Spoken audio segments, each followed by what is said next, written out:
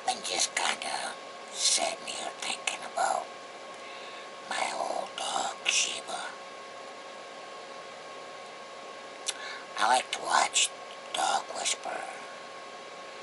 I don't know if y'all ever heard of him or not, but he's pretty good with dogs.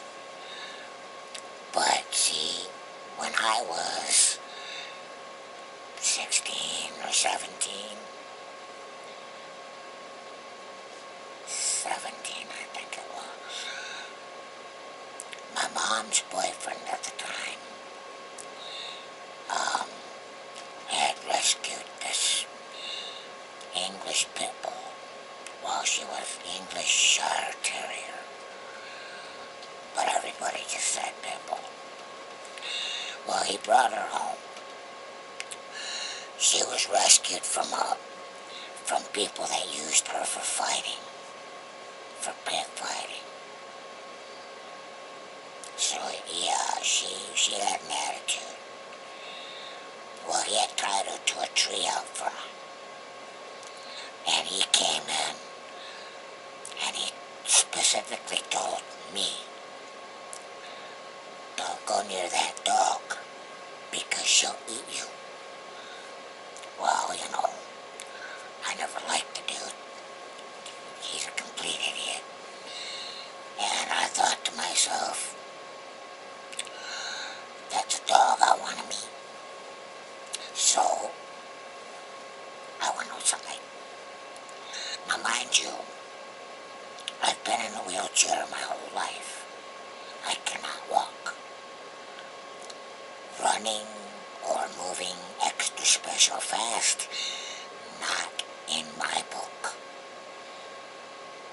But I can crawl. Right, so what I did was I got out my wheelchair onto the ground. And I sat, I don't know, 6-8 inches just outside of Sheba's reach. And she was barking and snarling and growling and, you know, like, well, I just sat there, you know, paid her no attention, as if she wasn't even there. And probably about, I don't know, 8-10 minutes, she started backing up and calming down. Pretty soon she sat down, so I moved a couple inches closer. So now I'm like, you know, like this far out of her reach. Like she can almost touch me. I just sat there, and of course she got up, and you know. Well, that went on for about, you know, another good 10 minutes before she finally started using her nose and smelling me. And she'd come right up, you know, and I just sat there. Pretty soon she went back over by the tree and sat down. So I moved within her reach. So now she can totally get to me. She could eat me if she wanted to. There's no way I could outrun that dog. I could not get out of her reach in time because she's that close. Well, pretty soon she come up and started really smelling me. And I let her. And she sat down, and that's when I gave her eye contact. I was like, "Are you done? Because you're not scary." And she just kind of looked at me like, you know, she had this facial expressions like you just knew what she was thinking. And pretty soon I was petting her, and she was kissing on me and laying in my lap. And ever since then we've been pretty close. Wherever I went, she went after a while. 'Cause see, nobody was walking her. Oh, she gets tied to the tree. Well, I got it in my head one day. I wonder what would happen if I hooked her to my wheelchair. began an adventure. I did it, and we walked, and she was doing pretty good, really, not bad. So I started training her to pull me. And after about a good half, 3/4 of a summer, she was my 3-speed dog. I could literally just first gear Sheba, and she'd walk by me, I'd push, She ain't quite pulling. Helping, but not quite pulling. And then I could tell her, second gear Sheba, and she'd full on pull me, but not overly fast, you know what I mean? Just a good walk. And if I see she's, that tail's going just right, and her, you can feel her energy. I tell her, third gear Sheba, let's go. And she'd just book it. Full on book it for a good 3-4 blocks straight. It was fun. I taught her left turn, right turn, neutral. I had to teach her neutral. Because one time I told her to stop. She stopped, but I couldn't. That poor baby, she got dragged along. So yeah, we had to learn neutral and then stop. But we made it through it. The one thing I never could stop her from doing was chasing small critters, such as squirrels, cats,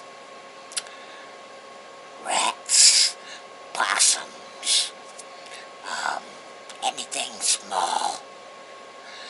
She'll go after it.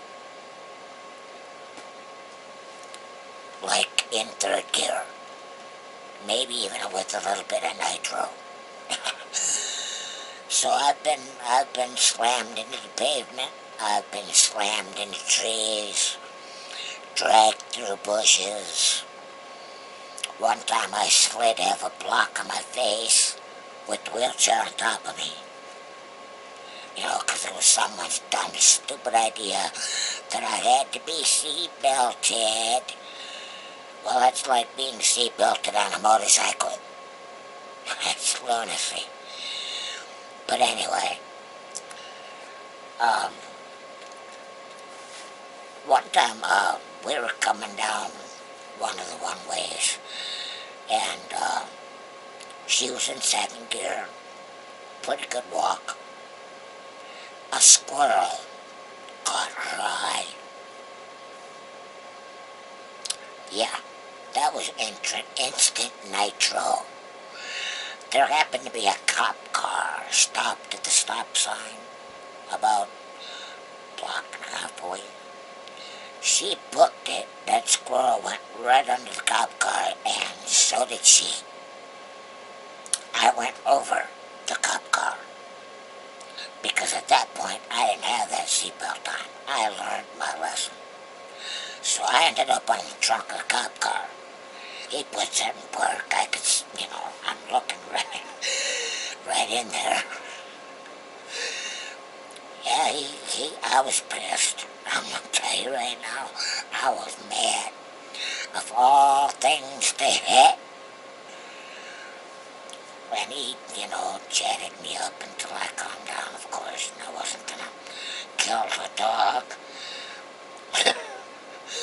And she hid under that cop car because she knew I was mad.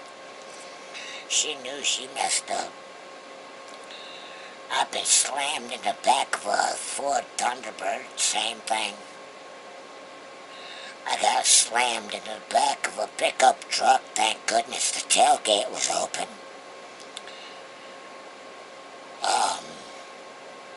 Oh man, we've had our adventures, I'll tell you what.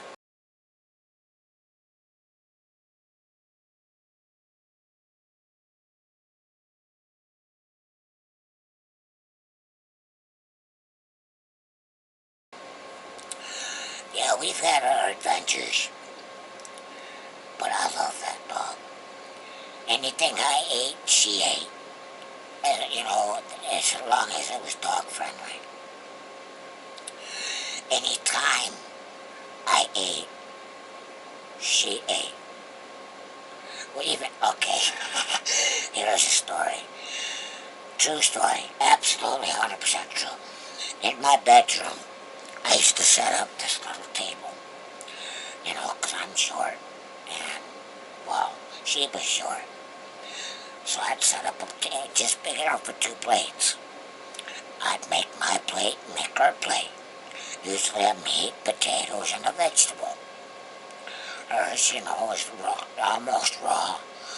And of course the vegetables and potatoes are cooked. Well, I'd cut up her meat really good, right? And she'd eat the meat and the potatoes. And one time my mom was rolling by in her chair to go to the bathroom. And Sheba was just getting up from the table without eating the vegetables. And I said, Sheba. And she stopped, looked at me. If I gotta eat my vegetables, so do you. And she, like that, turned right back around, lapped them up. My mom's looking like, oh no, she did not just do that. And I'm like, why not? I gotta eat mine, she gotta eat hers. She needs the calories too.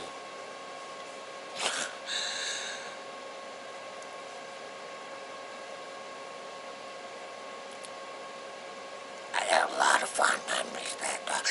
I have a water bed that I've had since I was, what, 16, 17? And she would get, it's a full motion water bed. She would get on top of my bed, curl down under the blankets, spin around, come back up, put her head on the pillow without me knowing it. Now I don't sleep heavy. In fact, I'd have to have sound to keep me asleep. Right? Because I sleep so late.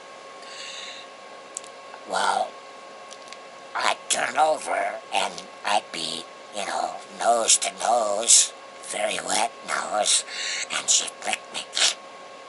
I'm like, oh man, sheeps. One time I went to school,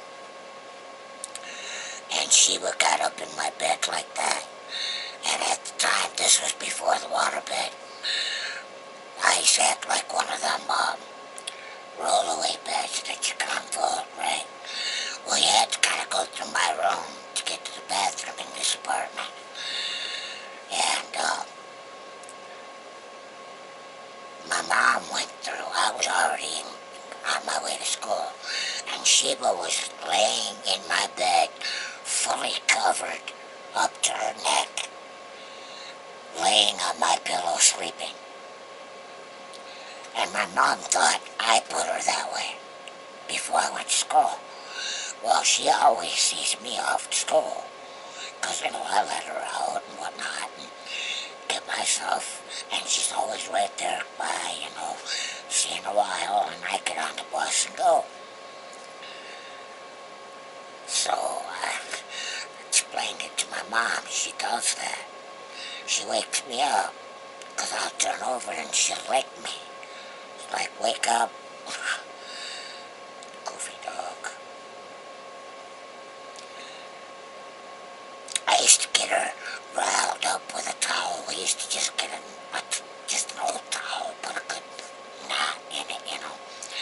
And I'd get her playing tug of war, right? And I'd get her, she all growling and snarling and sounding all mean like she wants to kill it. And I'd pull her right up, nose to nose, and I'd kiss her right on her nose. And she'd stop, and she'd look at me like, what'd you do that for? This ain't the time for affection. She was so cute. I remember a lot of things about that dog. Well, she wasn't vicious. Kids used to play all over her, and she'd just lay there like, and she'd look at me like, would you get these kids off me, please? And as soon as she'd go right up under the bed, under my mom's bed. That was a little hideout. Because kids, they can't go in there. So she had to have someplace.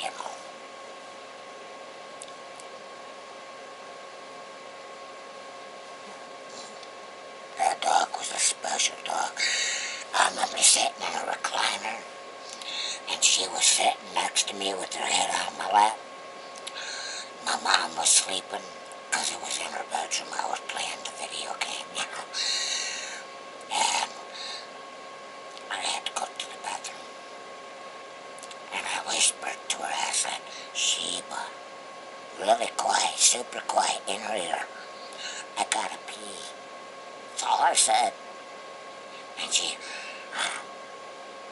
got up, got down in front of the chair. I went, did my business, come back, and she looked at me, and I was like, and she got right back up in her spot. I swear she thought she was a lap dog. And that dog, anytime I was feeling sad or down, depressed, she would force me to pet her. She would nudge my hand, or she would get right up to where you got no choice but to pet her. And she'd just look at me like, pet me, you know you want to. It's therapeutic. She was good, baby. And that was the dog I was told, don't go near, she'll eat you. Anyway, guys, I think I'll leave it at that. I had to share that little moment. Been thinking about it half the day. Anyway, if you made it this far, I appreciate it. Thanks for watching. Y'all have a great day, and be good to your pets.